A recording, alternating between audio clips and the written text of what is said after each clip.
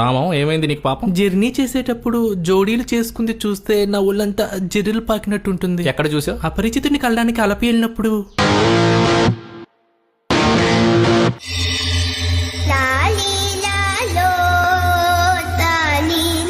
Ticket collector, ఇది రైలు బండి అనుకున్నారా రీల్స్ బండి అనుకున్నారా? అప్పనంగా చేసినవన్నీ అప్పటి నుంచి చూడాలండి. నేను వయసులో ఉన్నారయ్యా, రొమాన్స్ అది. నేను ట్రైన్ లో ఉన్నాను, కామన్ సెన్స్ ఇది. మీల్స్ లో క్వాలిటీ లేదనో, టాయిలెట్లు కడగలేదనో, ఫ్యాన్ తిరగట్లేదనో నాకు కంప్లైంట్ ఇవ్వాలి గానీ నందిని నా వైపు తిరగట్లేదు, కార్తిక్ ని జెస్సీ ఆపట్లేదు, సూర్య గిటార్ ని వదట్లేదు అంటే ఎలా సార్? నాలోనే పొంగెను నర్మదా. సాయిరామ్.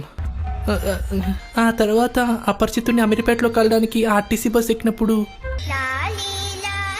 మాధవన్ రామం చూస్తున్నాడు, కాముగా ఉండి అసలు కాలిపోద్ది. ఏమండయ్యా పెద్ద మనుషులు, పందుల్లో ఇక్కడ కూర్చున్నారు, అక్కడ ప్రేమ జంట అలా చేసుకుంటుంటే మీకెవరికి కడుపుమంట రావట్లేదా? ముందు నువ్వు అట్లేరా బాబు, చూస్తా. 9 అందరూ ఇలా ఉన్నారే ఏంది? నందిని ఎప్పుడు ఒప్పుకుంటది? సింగిల్ గా ఎన్నాళ్ళు బతికేది? మళ్ళేమైందిరా రామం? ప్రశాంతంగా ప్రయాణం చేయలేకపోతున్నాను నాన్న. ఒక ఆటోలో అరగంట అవుతుందని 2 ఆటోలు ఆఫీస్కి వెళ్తుంటే ఆటోలో ఆనందకుండా ఆగలేకపోతున్నాడు.